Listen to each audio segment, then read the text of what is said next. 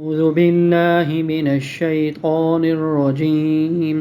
بسم الله الرحمن الرحيم.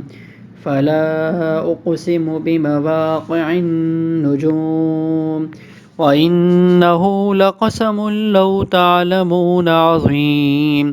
إنه لقرآن كريم في كتاب مكنون لا يمسه إلا المطهرون تنزيل من رب العالمين. أفبهذا الحديث أنتم مدهنون وتجعلون رزقكم أنكم تكذبون. فلولا إذا بلغت الحلقوم وأنتم حينئذ تنظرون ونحن أقرب إليه منكم ولكن لا تبصرون.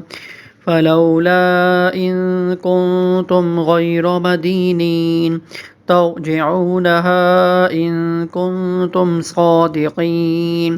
فأما إن كان من المقربين فروح وريحان وجنة نعيم. وأما إن كان من أصحاب اليمين فسلام لك من أصحاب اليمين. وأما إن كان من المكذبين الضالين فنزل من حميم وتصلية جحيم. إن هذا لهو حق اليقين. فسبح باسم ربك العظيم. فلا اقسم بمواقع النجوم، یہ سورہ واقعہ کا آخری رکوع ہے۔ اس رکوع کی ابتدا میں اللہ تعالیٰ قرآن کی حقانیت کو بیان فرما رہے ہیں، چونکہ مشرکین یہ بات کہتے تھے کہ آپ صلی اللہ علیہ وسلم نے اس قرآن کو خود اپنے طرف سے بنا لیا ہے، اور کبھی آپ صلی اللہ علیہ وسلم کو شاعر کہتے تھے، کبھی کاہن کہتے تھے، مختلف قسم کی باتیں وہ کہتے تھے، اور کہتے تھے کہ یہ قرآن یہ اللہ تعالیٰ کی طرف سے نازل کردہ نہیں ہے، بلکہ یہ آپ نے خود بنائی ہوئی ہے۔ تو رکوع کے شروع سے اللہ تعالیٰ قرآن کی حقانیت کو بیان فرما رہے ہیں، اور قسم کھا کر اس کو واضح کر رہے ہیں، اس کو بیان فرما رہے ہیں کہ دیکھو یہ میری طرف سے نازل کردہ کتاب ہے، رب العالمین کی طرف سے نازل کردہ کتاب ہے، یہ خود بنائی ہوئی نہیں ہے۔ فلا اقسم، یہ اقسم جو ہے قسم سے نکلا ہے، جیسے قسم بولا جاتا ہے، لفظ قسم کھانا تو عربی کا لفظ ہے، ویسے تو یہ اردو میں بھی استعمال ہوتا ہے ہمارے ہاں۔ تو اقسم میں قسم کھاتا ہوں۔ فلا، یہ جو لا ہے نا، لا یہاں پہ یہ نفی کے معنی میں نہیں ہے، بلکہ قسم کے شروع میں بھی کبھی کبھی لا آ جاتا ہے۔ یہ عام محاورات ہیں عربی کے کہ وہ لوگ قسم کے شروع میں لا لے آتے ہیں، جیسے لا واللہ، اور کہیں آپ نے قرآن میں دیکھا بھی ہوگا تاللہ، تو یہ قسم کے حروف ہوتے ہیں، اور یہ عام استعمال ہوتے ہیں اہل عرب کے اندر، ان کے محاورات کے اندر۔ تو یہاں پہ لا استعمال کیا، جیسے وہ لوگ یہ کہتے تھے جاہلیت میں، زمانہ جاہلیت میں لا و ابی کا کہتے تھے، تمہارے باپ کی قسم، تو لا استعمال کر لیتے تھے شروع میں۔ تو اللہ تعالیٰ نے قسم کھا کر بیان فرمایا اور قرآن کی حقانیت کو واضح فرمایا۔ فلا اقسم، فا کا مطلب تو ہو گیا سو یا پس میں قسم کھاتا ہوں، بمواقع النجوم، نجوم جو ہے وہ نجم کی جمع ہے، نجم کہتے ہیں ستارے کو، سورۃ النجم بھی ہے، تو نجم سے، اور اس کی جمع ہے نجوم۔ اور مواقع موقع کی جمع ہے، موقع، جیسے کہ اردو میں بھی استعمال ہوتا ہے نا، فلاں موقع پر یہ ہوا، فلاں موقع پر یہ ہوا، ہم اردو میں بھی استعمال کر رہے ہوتے ہیں۔ تو موقع کا مطلب کیا ہوتا ہے؟ یعنی موقع مطلب واقع ہونے کی جگہ، یا وقت دونوں طرح استعمال ہو سکتے ہیں۔ یہ عربی گرامر کے اعتبار سے اس میں ظرف اسے کہا جاتا ہے، یعنی آپ آسان لفظوں میں یہ سمجھ لیں کہ اس کا ترجمہ کبھی جگہ کے ہوتے ہیں اور کبھی وقت کے ہوتے ہیں۔ تو یہاں پہ دونوں طرح معنی ہو سکتے ہیں۔ سو میں قسم کھاتا ہوں بمواقع النجوم، ستاروں کے واقع ہونے کی جگہ یا ستاروں کے واقع ہونے کے وقت، یعنی واقع ہونے سے مراد کیا ہے؟ ڈوبنا، یعنی ستاروں کے ڈوبنے کی جگہ اور ستاروں کے ڈوبنے کے وقت کی۔ وَإِنَّهُ لَقَسَمٌ لَّوْ تَعْلَمُونَ عَظِيمٌ، یہ جو آیت ہے یہ ایک جملہ معترضہ ہے۔ کیا مطلب؟ عربی میں استعمال ہوتا ہے کثرت کے ساتھ۔ بسا اوقات ایک بات چل رہی ہوتی ہے لیکن درمیان میں کچھ اور بات ذکر کر دی جاتی ہے اور پھر دوبارہ اصل موضوع پر آیا جاتا ہے۔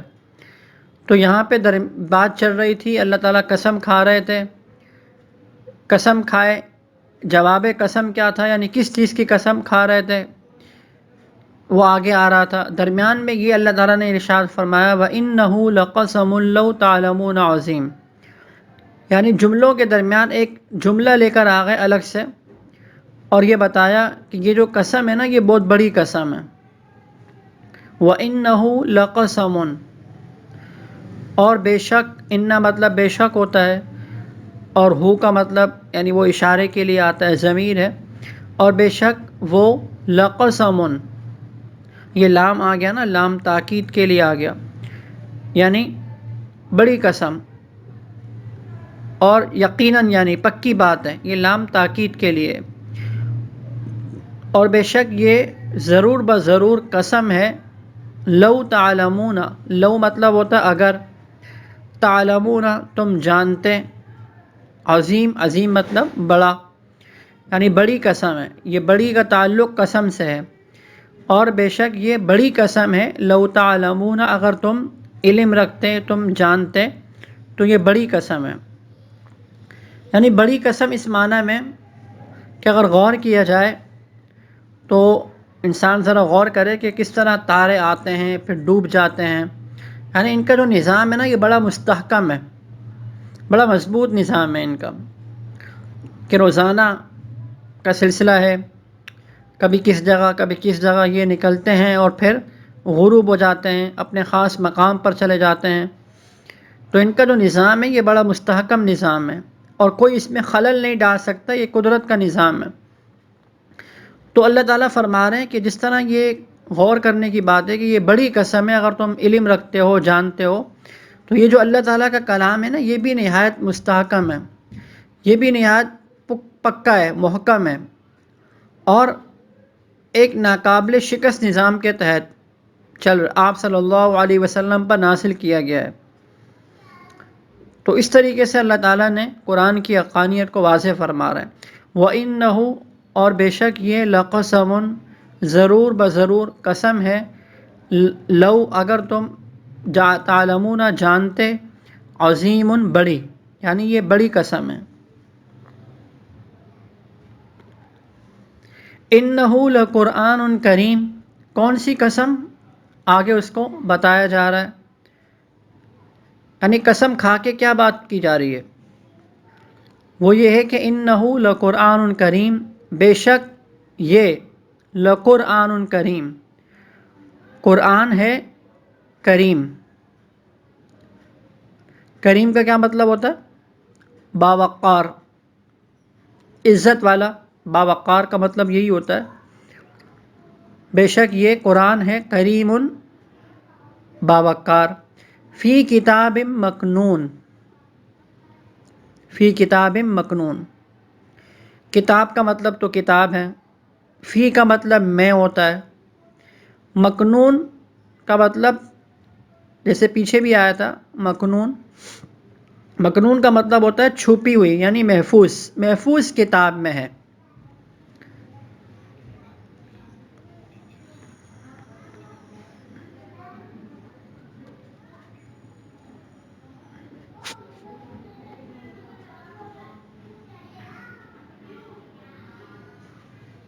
فی کتاب مکنون، محفوظ کتاب میں ہے۔ محفوظ کتاب سے مراد کیا؟ یعنی لوح محفوظ میں ہے، یہ اللہ تعالیٰ نے فرمایا فی کتاب مکنون، لوح محفوظ میں ہے، یعنی پہلے سے درج ہے، یہ مطلب ہے۔ لا یمسہ الا المطہرون، لا کا مطلب یہاں پہ نہیں کے معنی میں، اور یمس جیسے اردو میں استعمال ہوتا ہے نا، مس، کسی چیز کو مس کرنا مطلب چھونا، تو یہ عربی کا لفظ ہے، ہم اردو میں بھی استعمال کر رہے ہوتا ہیں۔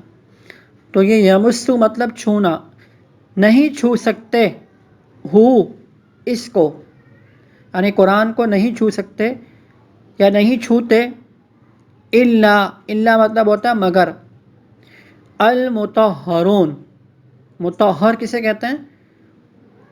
جو خوب پاک ہو، اچھے طریقے سے جو پاک ہو اسے کہا جاتا ہے مطہر۔ یعنی مراد کون ہے اس سے مراد فرشتے مراد ہیں۔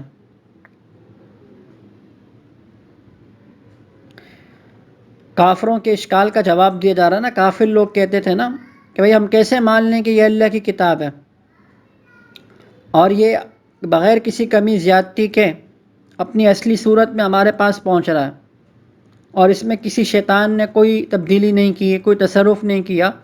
تو اس کا جواب دیا جا رہا ہے کہ دیکھو قرآن کریم لوح محفوظ میں ہے اور اسے پاک فرشتوں کے علاوہ کوئی بھی نہیں چھو سکتا۔ یعنی مراد تو یہاں پر کیا ہے؟ فرشتے مراد ہے نا۔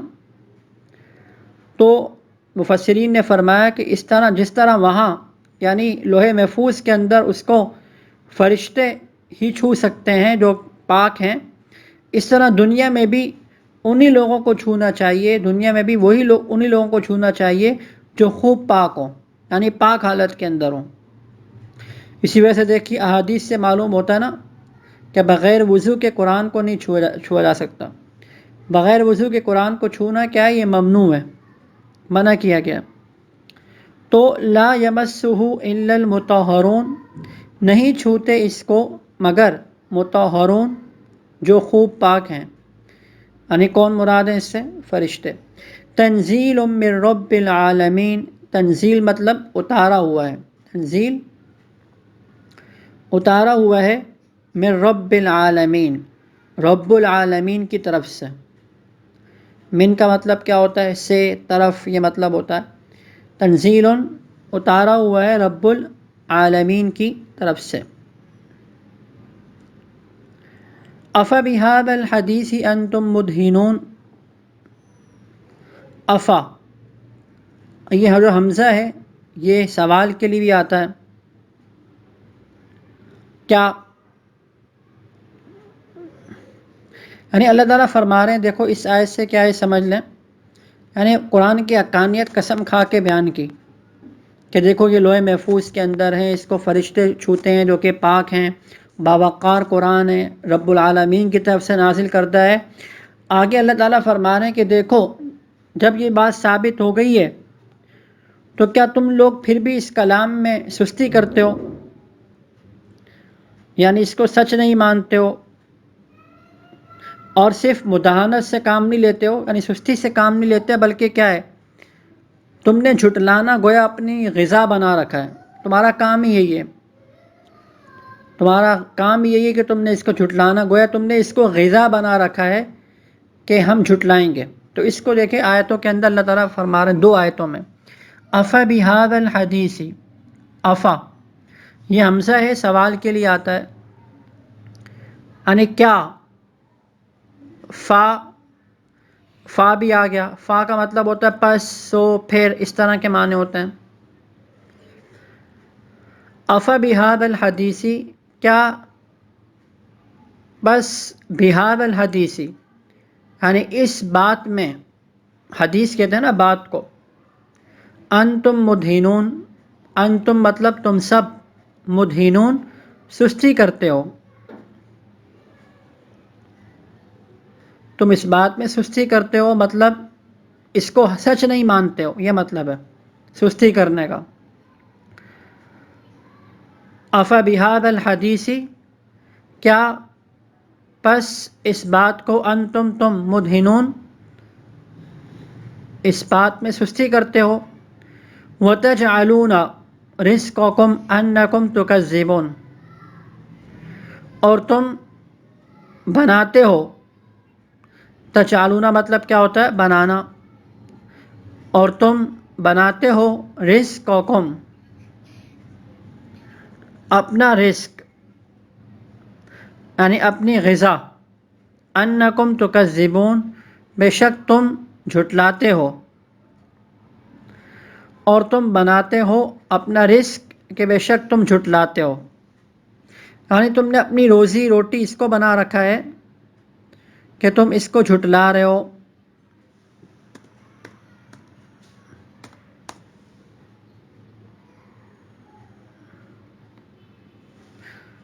وَتَجْعَلُونَ رِزْقَكُمْ أَنَّكُمْ تُكَذِّبُونَ، اور تم بناتے ہو رزقکم، اپنی غذا.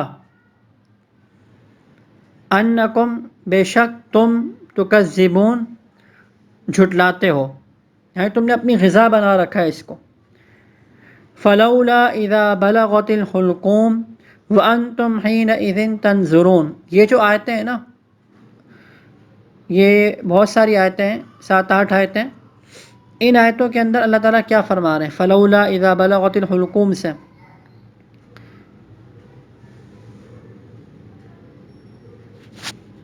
فلولا اذا بلغت الحلقوم، یہ جو آیتیں ہیں، ان آیتوں کے اندر اللہ تعالیٰ یہ بات بتا رہے ہیں کہ دیکھو مرنے کے بعد دوبارہ زندہ بھی ہونا ہے.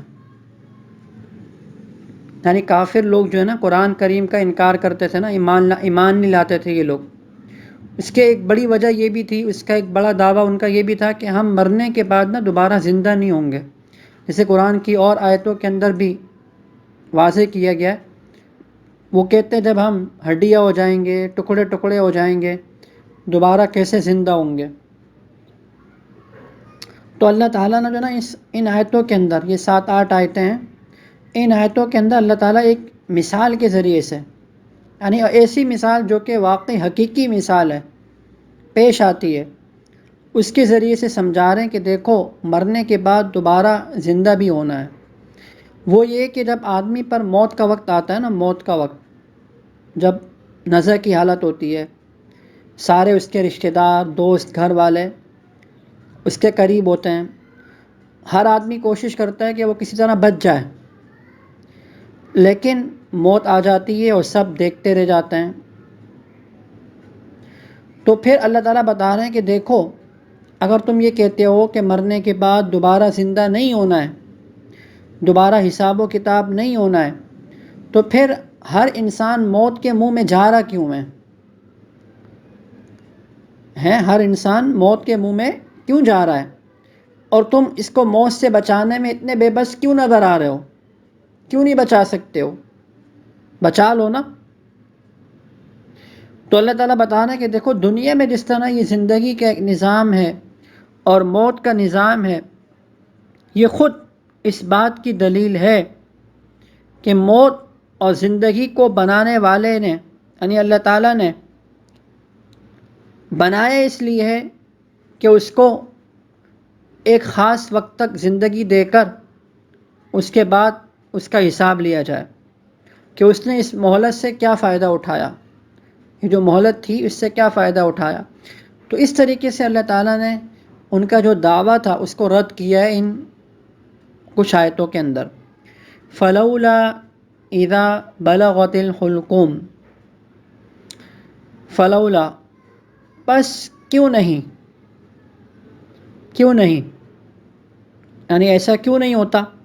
اذا، جب، بلغت الحلقوم، بلغت کہتے ہیں پہنچنا، جب پہنچ جاتی ہے الحلقوم، گلے تک، یعنی جب جان جو ہے نا، جان وہ گلے تک پہنچ جاتی، یہ مطلب ہے. کیا چیز پہنچ جاتی یہاں ذکر نہیں ہے، عربی ہے نا، عربی زبان میں نے آپ کو شاید پہلے ہی بتایا تھا، عربی ایسی ہوتی ہے فصیح زبان کہ اس میں ہر لفظ کو ذکر نہیں کیا جاتا. ہم اردو تو استعمال کرتے ہیں یا اور زبانیں استعمال کرتے ہیں، اس کے اندر تو ہمیں کسی چیز کو کیا ہے، ذکر کرنا پڑے گا.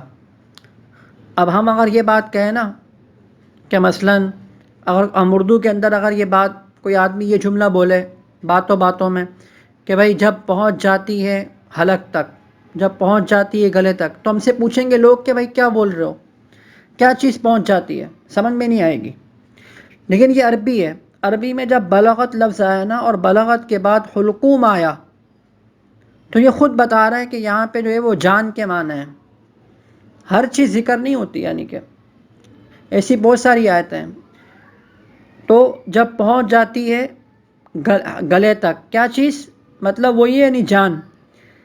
جب جان گلے تک پہنچ جاتی ہے، وَأَنْتُمْ اور تم سب، حِينَئِذٍ اس وقت، تنظرون دیکھ رہے ہوتے ہو، اور تم سب اس وقت دیکھ رہے ہوتے ہو، یعنی حسرت سے دیکھ رہے ہوتے ہو کہ بھائی کسی طرح یہ بچ جائے، یہ جو مر رہا ہے دنیا سے جا رہا ہے. اللہ تعالیٰ فرماتے ہیں وَنَحْنُ اور ہم، نحن مطلب ہوتا ہم. یہ قرآن میں بہت سی جگہ استعمال ہوا ہے نحن، تو اس کو یاد رکھیں کہ نحن کا مطلب ہوتا ہم. وَنَحْنُ واو مطلب تو ہوتا ہے نا اور ہم، اقرب اقرب زیادہ قریب ہیں، الیہ اس کے، منکم تم سے. الا مطلب طرف ہوتا ہے نا، کہ بھی کرنا پڑ رہا ہے ہمیں اردو کے اعتبار سے سمجھنے کے لیے. ہم زیادہ قریب ہیں اس کے، منکم تم سے. من کا مطلب سے ہوتا ہے اور طرف بھی ہوتا ہے، یہاں سے ہوگا تم سے، یعنی ہم اس کے زیادہ قریب ہوتے ہیں. وَلَٰكِن لَا تُبْصِرُونَ اور لیکن کا مطلب لیکن، لا تبصرون تم نہیں دیکھ سکتے ہو، یعنی ہم زیادہ قریب ہوتے ہیں اس کے لیکن تم دیکھ نہیں پاتے یہ بات. فلولا ان کنتم غیر مدینین پس کیوں نہیں، وہی پیچھے کی طرح ترجمہ ہوگا، ان کنتم غیر مدینین اگر تم، آسان تو اس کا ترجمہ ہوگا نا با محاورہ، کہ بھائی تمہارا حساب کتاب نہیں ہونا ہے. اگر ان کا لفظی ترجمہ تو یہ ہوگا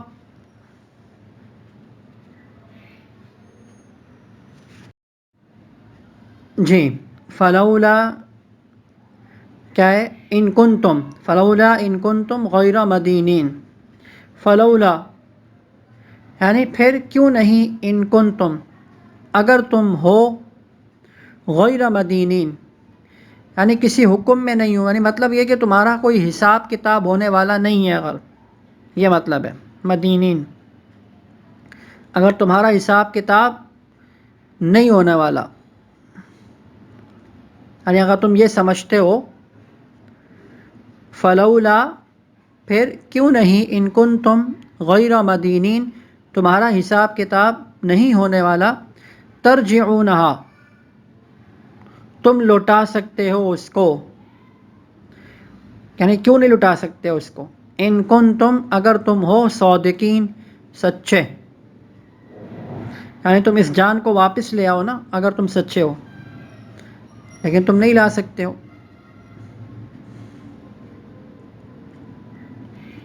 فَأَمَّا إِنْ كَانَ مِنَ الْمُقَرَّبِينَ فَرَوْحٌ تو اس دیکھیے جو پچھلی آیتیں ہیں نا، اس کے اندر اللہ تعالیٰ نے، میں نے شروع میں بتا دیا کیا چیز ثابت کی تھی.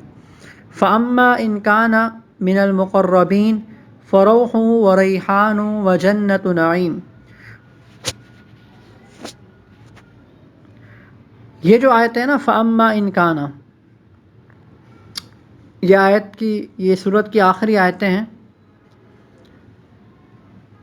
ان آیتوں کے اندر اللہ تعالیٰ اسی کو دوبارہ بیان فرما رہے ہیں جو پیچھے تفصیل کے ساتھ بیان کیا گیا. یعنی مطلب موجودہ زندگی ایک دن ختم ہو جائے گی نا، اور سارے لوگ دیکھتے رہ جاتے ہیں، تو اس سے بات ثابت کیا ہوئی کہ مرنے کے بعد دوبارہ زندہ ہونا ہے. اور پھر اسی طریقے سے جیسے شروع صورت میں آیا تھا، کچھ لوگ 3 گروہوں میں، یعنی کہ تمام لوگ 3 گروہوں میں بٹ جائیں گے نا، کچھ اصحاب یمین ہوں گے، کچھ اصحاب شمال ہوں گے، کچھ کو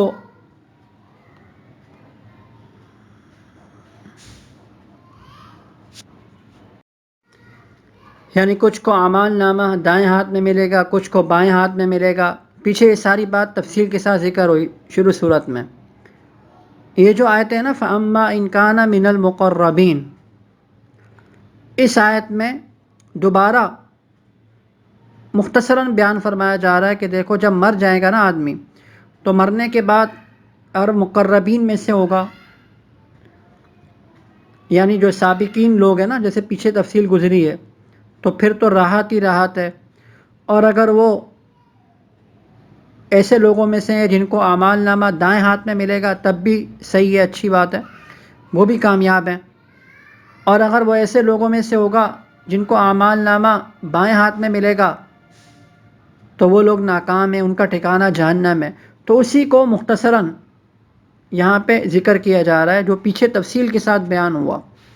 فَأَمَّا إِن كَانَ مِنَ الْمُقَرَّبِينَ، پھر اگر، فا کا مطلب پھر، اما